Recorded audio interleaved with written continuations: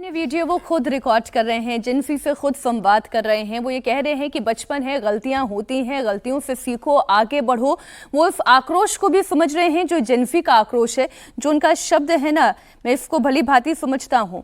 इन गुमराह बच्चों को लेकर गले लगाने का वक्त है, सही राह दिखाना हमारा काम है। मैंने तो इन्हें माफ किया, आप भी माफ करिए। ये संदेश अपने लोगों को भी वो दे रहे हैं।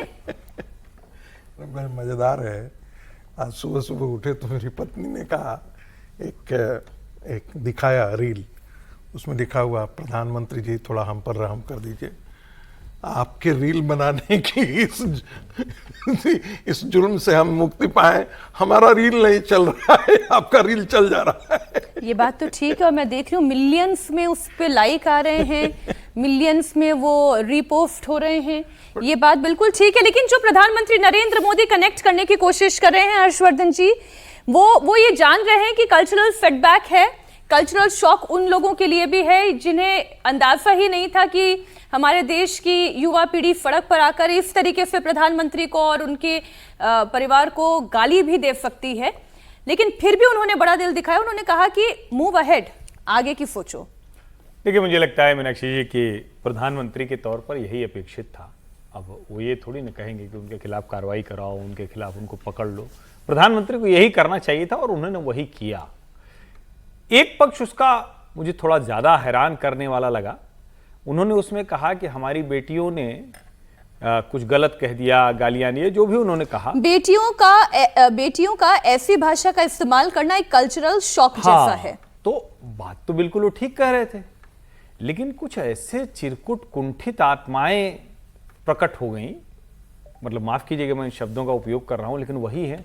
वो करें प्रधानमंत्री कैसे हमारी बेटियां बोल सकते हैं? सॉरी, मतलब मुझे तो बड़ा अचरज हुआ।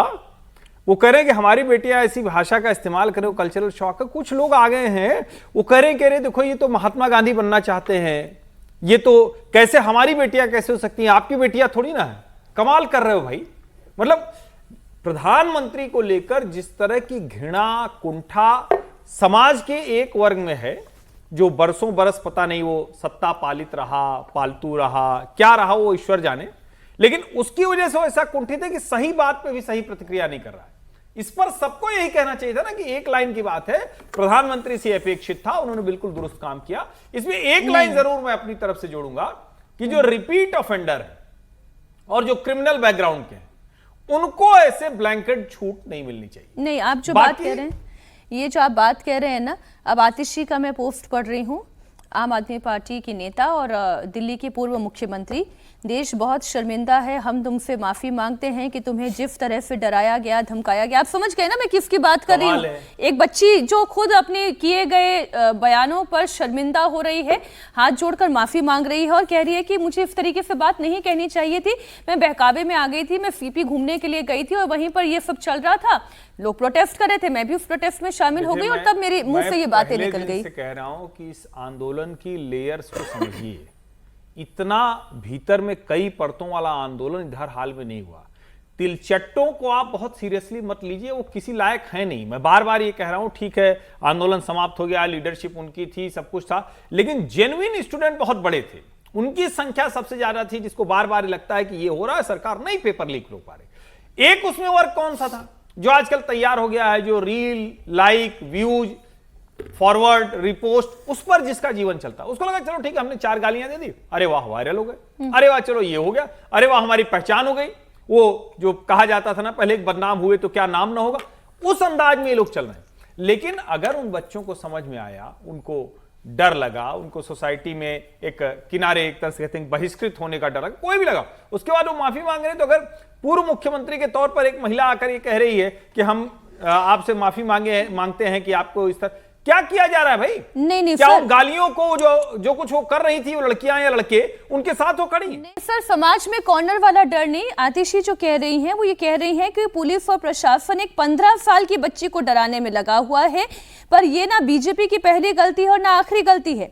ये सत्ता के अहंकार में पागल हो गए हैं, पर जिस तरह जेनफी ने इन्हें झुकने पर मजबूर कर दिया, जल्द ही युवा भी इन्हें कुर्सी से भी नीचे लेकर आएंगे। और इसमें आपको कुछ और पॉलिटिकल रिएक्शन सुनने इसलिए चाहिए। प्रधानमंत्री मोदी कुछ भी कहें, कांग्रेस को सवाल उठाना ही है। विपक्ष तो सवाल उठाएगी भी। कांग्रेस सांसद प्रमोद तिवारी ने कहा कि मोदी उल्टी गंगा बहा रहे हैं। उल्टी गंगा बहती है, ये प्रधानमंत्री जी के आज के माफीनामे से पता लग गया। अरे प्रधानमंत्री जी, ये गांधी का देश है, गौतम बुद्ध का देश है। हम तो उम्मीद कर रहे थे कि आप उन नौजवानों से माफी मांगेंगे जिनके शरीर में आपकी पुलिस की चलाई हुई पिलेट्स मौजूद।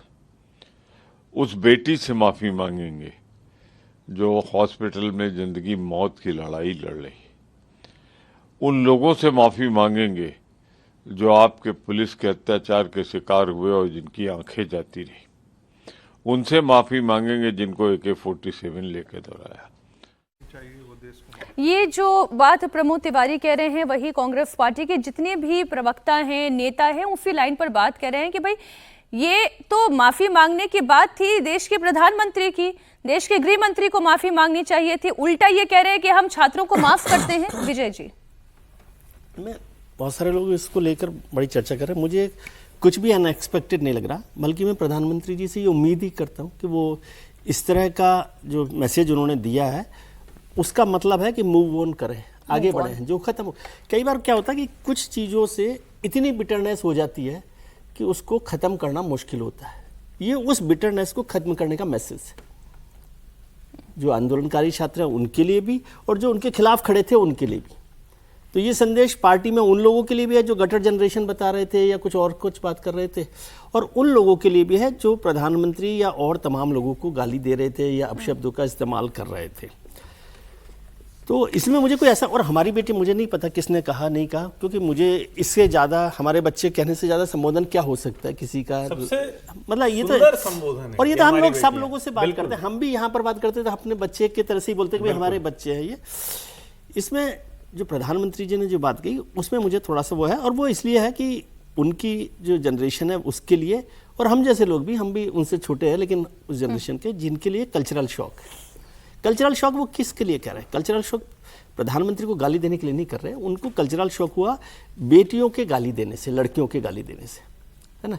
अब आज की जो जेन ज़ी है या वो है, उसके पास बहुत सारे सवाल। वो कहेंगे कि ये जो जेंडर न्यूट्रलिटी को आपने खांचे में बांट दिया है कि लड़कियां गाली दे रही हैं, ये कल्चरल शॉक है।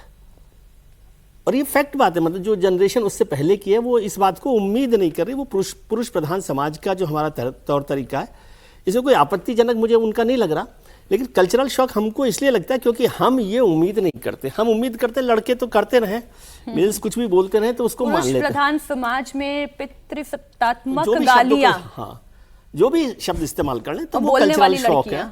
उसको लेकर बहुत सारी जो जेन ज़ी है उसको ये मतलब थोड़ा सा ऑब्जेक्शन है कि भाई ये जो जेंडर न्यूट्रलिटी की जो सोसाइटी होनी चाहिए उसमें आपको इस पर आपत्ति है। लेकिन मैं समझता हूँ ये मूव ऑन करने मुझे का बड़ी बात यही लगती है जो आपने बोली सर, कि अब आप आगे बढ़िए, इस बात से, इस चैप्टर को खत्म कीजिए। और वो भी फ्यूचर बन की गया, बात करिए। कानून भी बन गया, अब तो राष्ट्रपति जी ने साइन भी कर दिया उस पर, कानून भी बन गया। और मैं तो इसलिए भी हैरान था, जो मैंने पहले दिन भी कहा था कि ये पहला कानून था जो 2 साल के अंदर संशोधन करना पड़ा। तो इसको लेकर तो कांग्रेस को घेरे में लेना चाहिए था कि जब 2014 में फरवरी में ये कानून पास हुआ था तो आपने इतना कमजोर कानून बनाया। भाई जो लोग आज करें कि आपने उसमें नहीं पकड़ा, तो ये सवाल तो उनसे भी करना चाहिए था। ठीक बात है। मैं समझ नहीं पाता कई बार कि हमारे राजनेता किसी बात को कहाँ से पिक करते हैं, कहाँ से पिक नहीं करते। क्यों जरूरत पड़ी 2 साल बाद ये? और वो इसलिए पड़ी, उस दिन भी मैंने कहा था, क्योंकि फरवरी में वो पेपर लीक हुआ था, फरवरी में ये बिल पास हुआ, उससे पहले पेपर लीक हुआ था, सरकार प्रेशर में थी, चुनाव थे मई में, बात समझिए। तो आपने जल्दी में कि भाई हाँ हम एक बिल पेपर के खिलाफ, पेपर लीक के खिलाफ लाना चाहते हैं। तो ऐसे सारे सवालों पर जो, और मुझे लगा नहीं कि बीजेपी ने भी उस पर उस तरह से ध्यान दिया, वो केवल अपने वाहवाही के लिए कि भाई हम एक कड़ा कानून ला रहे हैं। पहले